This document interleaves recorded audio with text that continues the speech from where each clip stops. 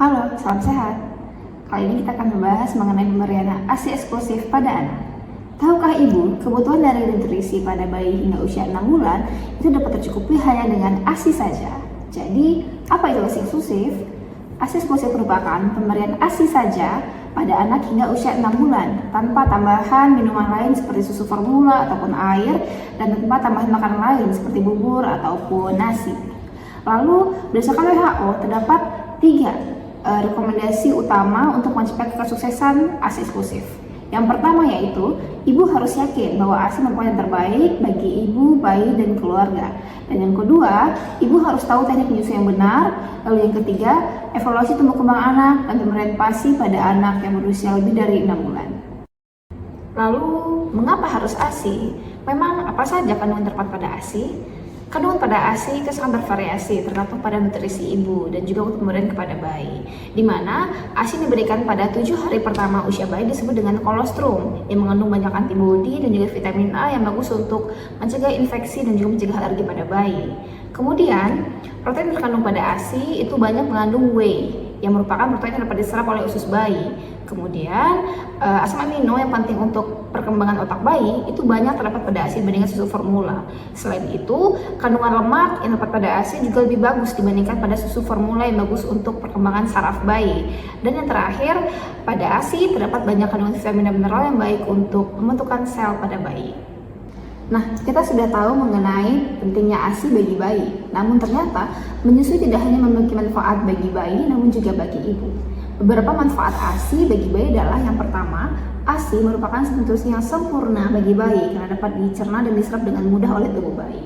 Yang kedua, pemberian ASI dapat mencegah infeksi karena kandungan imunoglobulin pada ASI. Kemudian yang ketiga, ASI mengandung lemak tak jenuh yang bagus untuk pembentukan otak bayi. Dan yang keempat, ASI dapat mencegah alergi yang bisa terjadi pada pemberian susu formula. Sedangkan manfaat menyusui bagi ibu juga banyak. Yang pertama adalah membantu pemulihan pasca salin seperti mencegah perdarahan pasca salin, kemudian membantu mengecilkan rahim dan juga dapat mencegah kanker. Lalu yang kedua, pemberian ASI pada ibu dapat berperan sebagai KB, di mana pemberian ASI eksklusif dapat menunda kesuburan pada ibu. Dan yang ketiga, pemberian ASI pada bayi dapat membantu perlekatan tali kasih antara ibu dan bayi atau menciptakan bonding antara ibu dengan anaknya. Lalu yang kedua, untuk mencapai kesuksesan pemberian ASI eksklusif, ibu harus mengetahui teknik menyusui yang benar. Yaitu yang pertama, sebelum menyusui, carilah posisi yang nyaman bagi ibu. Lalu, dekap bayi sedekat mungkin dengan ibu pada posisi lurus dengan wajah yang pada menghadap dada ibu. Jadi tidak hanya wajah saja, ditandai dengan posisi telinga dan juga dahi bayi itu sejajar, serta hidung bayi menyentuh payudara ibu. Kemudian, rangsang refleksi bayi dengan cara menyentuh pada bagian bibir bayi, lalu mulut bayi akan terbuka lebar. Saat mulut bayi terbuka lebar, masukkan area hitam di sekitar puting atau areola ke dalam mulut bayi seluruhnya. Lalu perhatikan tanda pendekatan yang benar, yaitu mulut bayi terbuka lebar, serta bibir atas dan bibir bawah bayi itu melipat ke arah luar. Kemudian, tanda menyusui efektif adalah apabila bayi mengisap perlahan, kemudian bibir bayi mengembang atau pipi bayi mengembang, kemudian juga terdapat jeda sebentar pada saat bayi menelan ASI. Lalu seberapa sering menyusui? Menyusui biasanya 8-12 kali sehari sampai bayi puas, biasanya sekitar 10-15 menit.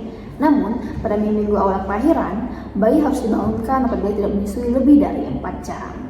Namun muncul pertanyaan, bagaimana cara ibu bekerja untuk memberikan ASI eksklusif? Ibu bekerja tetap dapat memberikan ASI eksklusif, itu dengan memberikan ASI perah, di mana ASI perah ini dapat dibuat di rumah maupun di kantor. Di mana di rumah sebelum berangkat kerja, ibu dapat menciptakan suasana dan lingkungan yang nyaman untuk memerah ASI, lalu kemudian tampung ASI sebanyak mungkin ke dalam kurang lebih 100 ml gelas atau setengah gelas. Kemudian tutup ASI, kemudian simpan di tempat yang sejuk ataupun di dalam lemari es. Lalu ASI sendiri itu tidak boleh dipanaskan maupun direbus karena dapat merusak kandungan nutrisi pada ASI.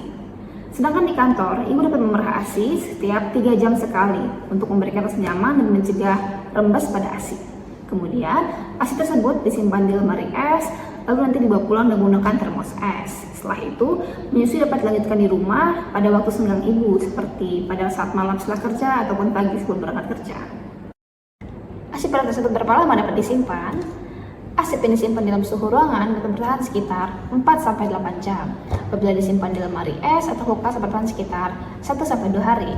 Namun apabila disimpan di dalam freezer, itu dapat bertahan lebih lama lagi. Apabila freezer 1 pintu, maka ASI bertahan sekitar 2 bulan. Apabila disimpan dalam freezer 2 pintu, dapat bertahan sekitar 3-4 bulan. Di mana penyimpanan ASI ini sebaiknya pada wadah yang terbuat dari plastik polietilen ataupun dari gelas kaca. Poin yang ketiga untuk mencapai kesuksesan pemberian ASI adalah evaluasi tumbuh kembang anak.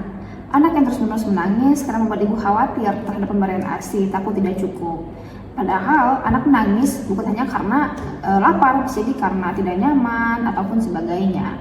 Yang perlu diperhatikan adalah tanda anak yang mendapatkan ASI cukup adalah kencingnya minimal 6 kali sehari. Kemudian pantau tumbuh kembang anak. Anak yang tumbuh kembangnya optimal sesuai dengan usia menandakan nutrisinya cukup, sehingga tidak perlu khawatir. Namun apabila pertumbuhan anak tidak sesuai dengan kurva atau usianya, dapat segera dikonsulkan ke dokter anak terdekat. Kemudian yang terakhir, pada anak yang berusia lebih dari 6 bulan harus diberikan makanan pendamping lain selain ASI, itu MPASI. Dan kegiatan menyusui ini atau pemberian ASI dapat dilanjut hingga anak berusia 2 tahun. Sekian bahasa mengenai ASI eksklusif, semoga dapat diterapkan di rumah. Sehat selalu!